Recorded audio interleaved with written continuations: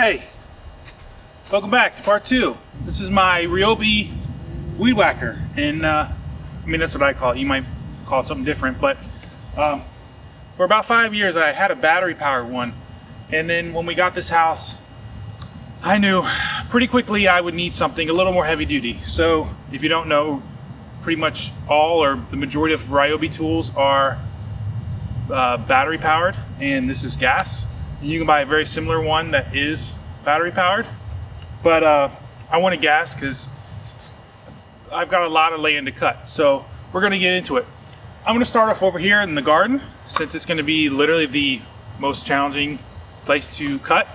And as I said in part 1, I don't necessarily have a rhyme or reason how I cut my grass, but once you get done with there, I'll make my rounds and we'll see what happens. So let's go.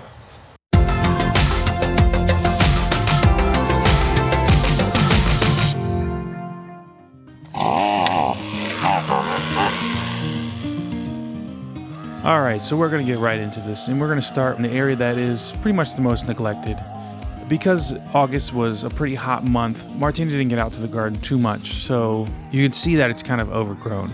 An agreement we came to a while back was that since this is her area, she would weed whack with the battery-powered weed whacker. But it had been a while, so I told her I would do it today.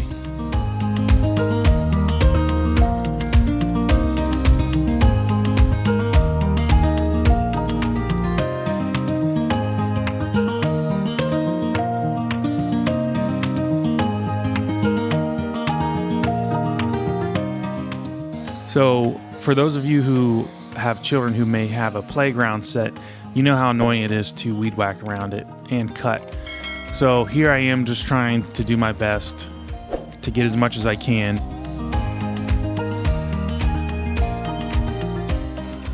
But I do try to get like underneath the trampoline and whatnot.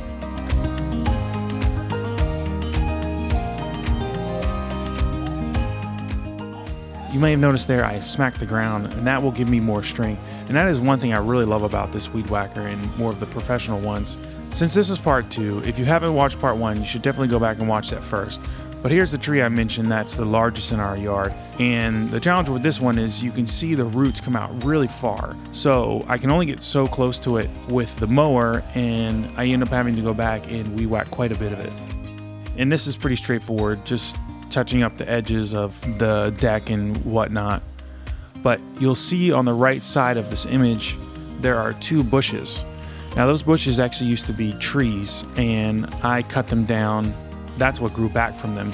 So at some point my goal is to completely dig those out and put down, you know, a nice area of mulch and just kind of clean it up, because it's just getting overgrown at this point.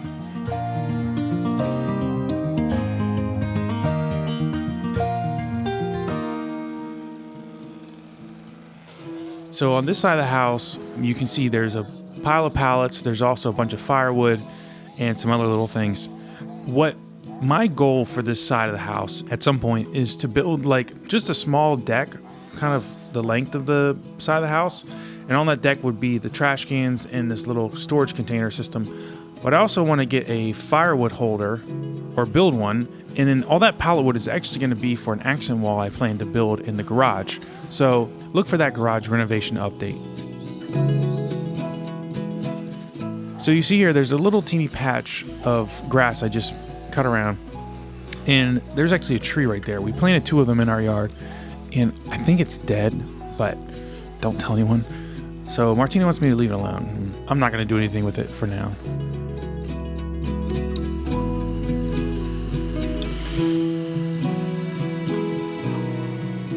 The majority of the rest of the yard is just kind of touching up around these trees. Yeah, it's not too much. I usually try to go back and make sure it looks good around the mailbox.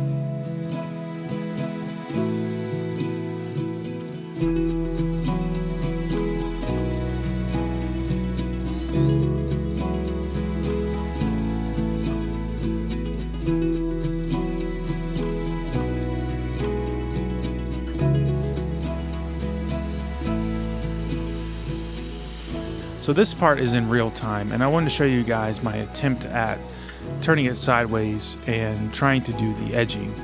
I've done it a couple times, but I'm still trying to get better at it. As you can see, I'm quite slow. So I'm definitely not going to make you watch the whole thing in real time, but it's something I want to get better at, because I've seen guys who literally like walk backwards in real time and do it, and it's just something I want to get better at. This area too is also kind of challenging, at least with the riding lawnmower, because the grass in between the sidewalk and the driveway, it's just not an easy area to get the lawnmower into. So I normally go back and weed whack it, and it's just one of those areas where it's like, would it be worth just ripping out and just putting down mulch? I'm not really sure, but it's something I've considered.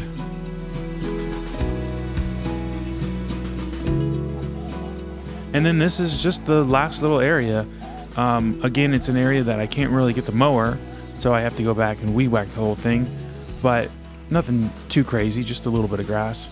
And I touch up around the fence, and then I'll hit it with my blower. And you can see here too that I am doing the edging again, which this part right here went much better. I don't know about you, but I like a good looking yard, you know, nice clean edged yard, so I try my best to take good care of it. Okay, finally done with the weed whacking. I'm gonna get the blower and clean up a little bit. I have a little bit of clippings to, you know, get off the ground from yesterday's mow. And then I'll just do a final little showing of the whole yard so you can see what the end result looks like. Obviously you've seen some of it since I've been shooting, but yeah, do kind of like a final shot. So let me get to that.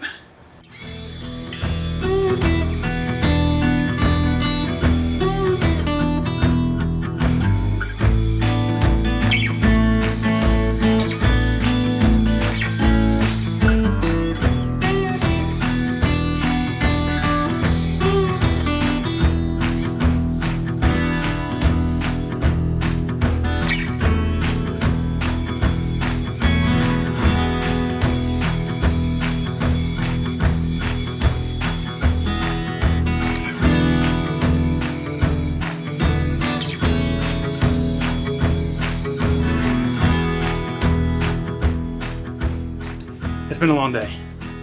I'm completely soaked, but I want to show you what really is one of the worst things about weed whacking. Yeah, I'm exhausted.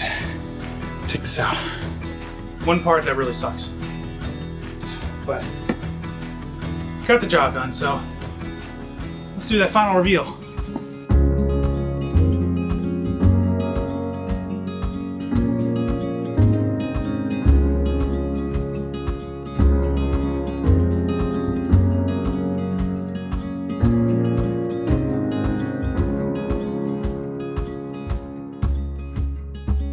Thank you guys so much for checking out this video. If you enjoyed it, definitely consider subscribing and hitting that like button, as well as that bell.